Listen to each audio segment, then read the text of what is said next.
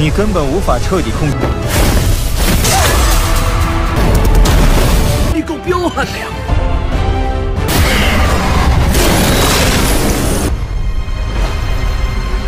定将涌泉相报。心碎收场，开路。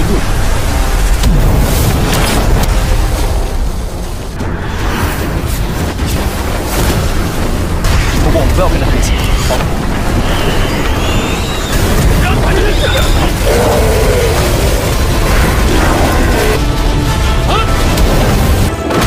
Halo kalian semua, selamat datang di channel Donghua Master. Bagaimana kabar kalian semua? Mimin harap kalian semua baik-baik saja. Dan pada video kali ini kita akan melanjutkan alur cerita dari serial Donghua Battle Through the Heaven episode ke-165. Dan sebelum kita masuk ke cerita terbaru, mari kita sedikit mengingat cerita sebelumnya, yang dimana pada cerita sebelumnya Shoyan bersama dengan rombongannya mereka menemukan adanya binatang ular yang memiliki kolam darah vitalitas, dan Shoyan tertarik untuk menggunakannya karena untuk bisa meningkatkan kekuatan tubuh dan juga untuk menyempurnakan teknik tubuh kaca kingkongnya Shoyan. Tetapi di sana mereka diganggu oleh ular piton penjaga tersebut, yang singkatnya pun rombongan Shoyan mencoba untuk mengalihkan perhatian dari ular tersebut, sedangkan Shoyan disuruh untuk melakukan penyerapan, yang singkatnya rencana mereka berhasil dengan Shoyan yang telah berhasil untuk membangkitkan kekuatan sebenarnya dari teknik tubuh kaca kingkong, yang sekaligus juga Shoyan Dozun bintang 9. Ya singkatnya dengan kekuatan itu Shoyan bisa mengalahkan ular tersebut, dan itu merupakan inti cerita pada cerita sebelumnya. Kalau gitu pun sekarang langsung saja kita masuk ke bagian cerita terbaru. Cerita ini berlanjut dengan diperlihatkan Shoyan bersama dengan rombongannya yang telah sampai di wilayah reruntuhan kuno, yang di sana sudah banyak para anggota suku lainnya yang telah berkumpul, dan di sana pun kedatangan Shoyan bersama dengan rombongannya mendapatkan banyak perhatian dari orang-orang yang berada di sana, karena Shoyan yang datang bersama dengan para rombongan wanita yang cantik membuat banyak orang merasa heran dengan pemandangan ini, dan juga adanya mereka yang tergoda dengan kecantikan dengan para wanita tersebut.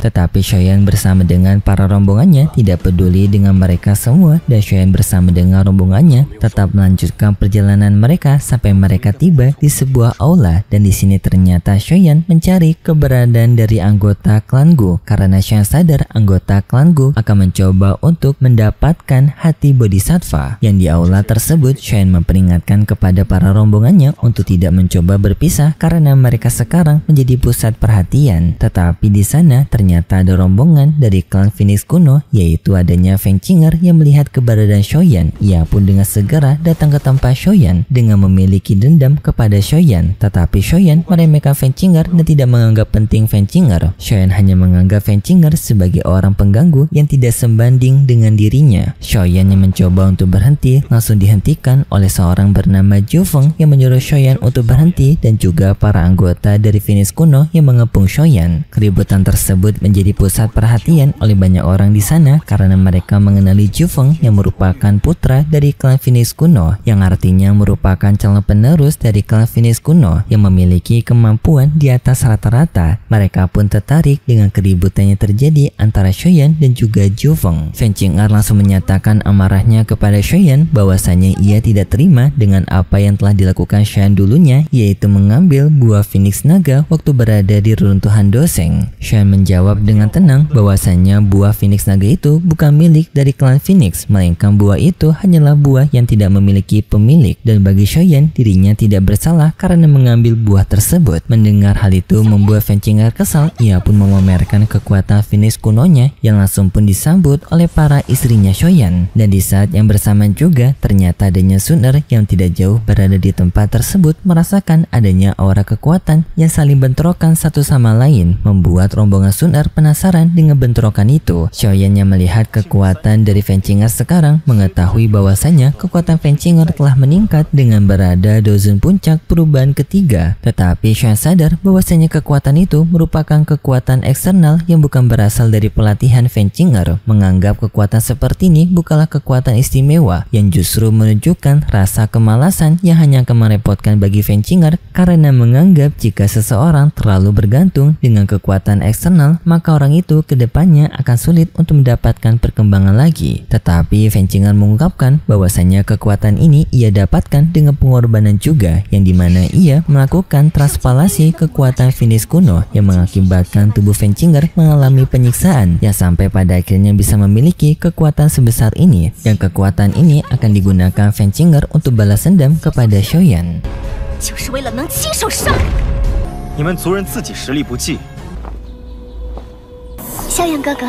Dan di saat itu tiba-tiba saja Gu Qingyang bersama dengan Sun Er, mereka berdua datang ke tempat tersebut, yang membuat Xiaoyan pun merasa senang dengan kehadiran dari Sun Er. Yang melihat kedekatan antara Xiaoyan dan juga Sun Er membuat Celin merasa cemburu, tetapi Sun Er tanpa memberikan sapaan kepada Celin, yang Celin pun juga menyapa Sun Er walaupun tanpa menggunakan perkataan. Di sana Zhou Feng bertanya kepada Qingyang apakah mereka berada di pihak dari Xiaoyan. Gu Qingyang menjawab bahwasanya Xiaoyan merupakan tamu kehormatan dari klan Gu mereka, yang Xiaoyan diberitahu juga berasal dari pavilion bintang jatuh. Hal itu pun membuat Zhou Feng kaget karena tak menyangka Xiaoyan memiliki hubungan yang erat dengan klan Gu. Tetapi Fenchinger masih tetap tidak peduli, dirinya tetap ingin untuk balas dendam kepada Xiaoyan. Xiaoyan menerima tantangan Fenchinger untuk melakukan pertarungan duel. Singkatnya pertarungan mereka dimulai, yang di sana Fenchinger langsung menggunakan kekuatan dari Phoenix kunonya dengan adanya bayangan burung Phoenix raksasa. Tetapi di sana Xiaoyan mengetahui kalau Fenchinger sebenarnya tidak menguasai penuh kekuatan barunya, yang langsung dalam sekejap mata Xiaoyan telah mengetahui titik lemah dari Fenchinger, yang langsung Xiaoyan menyerang titik lemah itu, yang seketika membuat serangan Fenchinger terbatalkan, yang sekaligus ia terjatuh dengan keras.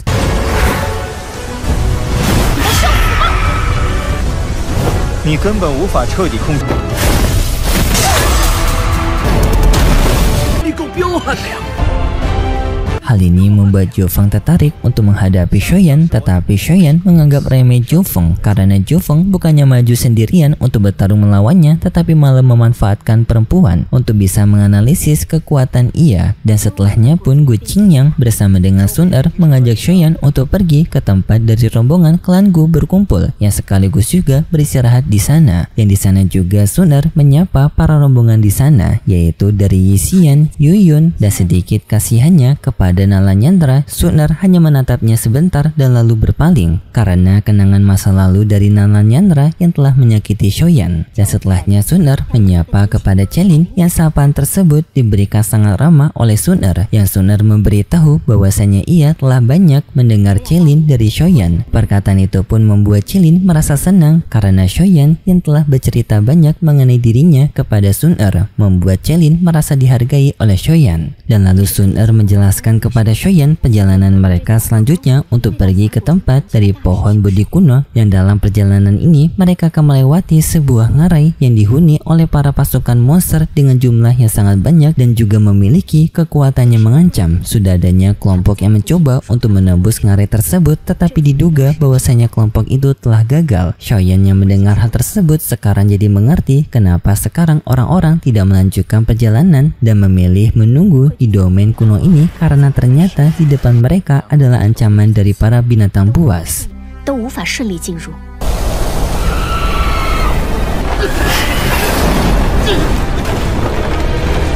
Dan tak lama kemudian mereka mendengar adanya para rombongan yang sebelumnya telah memasuki ngarai mereka tanpa mencoba untuk kembali karena mendapatkan serangan dari para monster. Hal ini pun membuat orang-orang menjadi khawatir karena takut monster itu yang akan keluar dari ngarai dan malah akan menyerang mereka semua. Tetapi di saat itu tiba-tiba saja adanya serangan dari aula jiwa yang memusnahkan para monster tersebut, yang setelahnya muncul para anggota dari aula jiwa yang dipimpin oleh Hunyo, yaitu seorang jenis puncak pada klan Hun.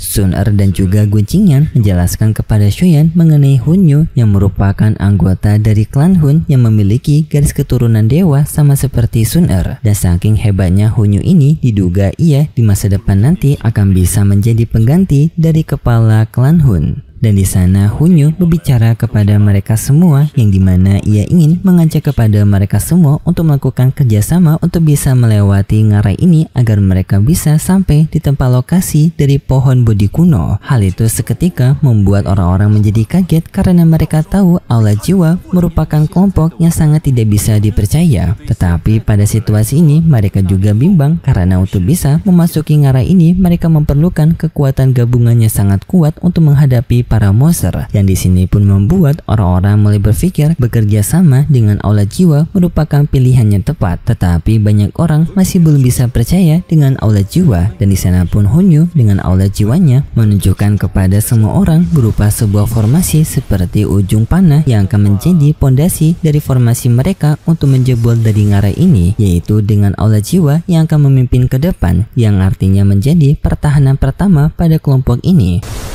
不然的话，撕碎兽场，开路。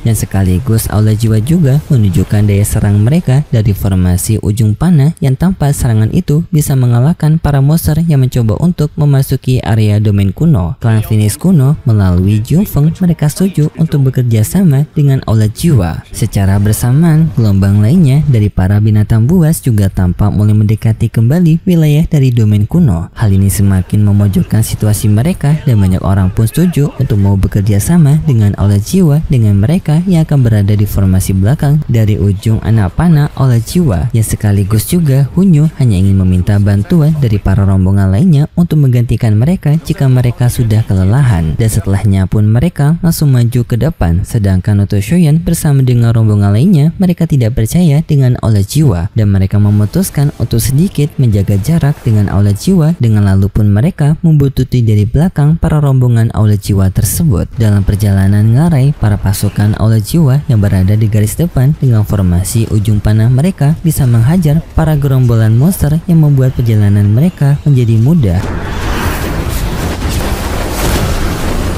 不过我们不要跟得太近，好。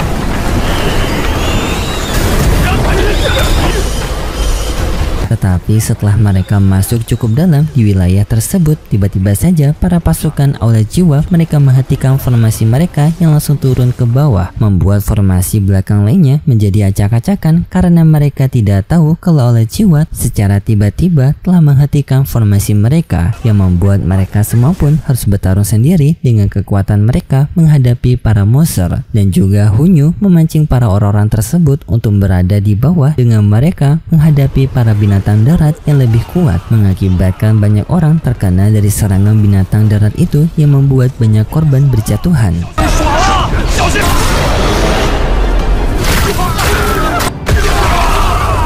Dan tak lama kemudian adanya seekor binatang macan, yang binatang macan itu memiliki kekuatan yang unik, yaitu ia bisa melaju dengan kecepatan guntur, yang di sana pun membuat mereka sadar kalau binatang harimau tersebut berada di tingkatan Dozun, yang langsung pun kelompok Shoyan menghadapi binatang harimau tersebut. Kelompok Shoyan melakukan kerjasama dengan mereka masing-masing mengeluarkan serangan mereka menyerang binatang harimau itu.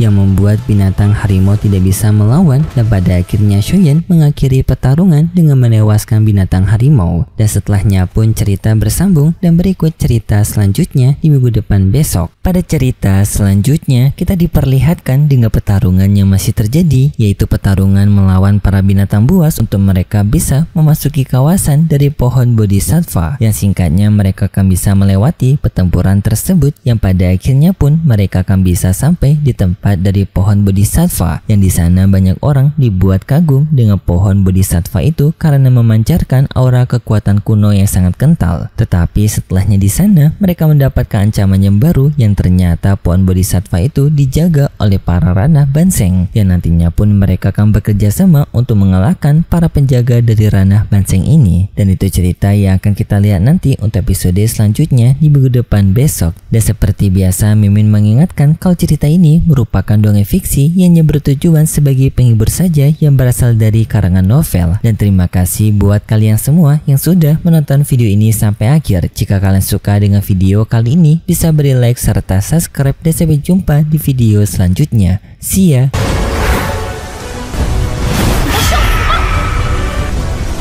你根本无法彻底控制。你够彪悍的呀！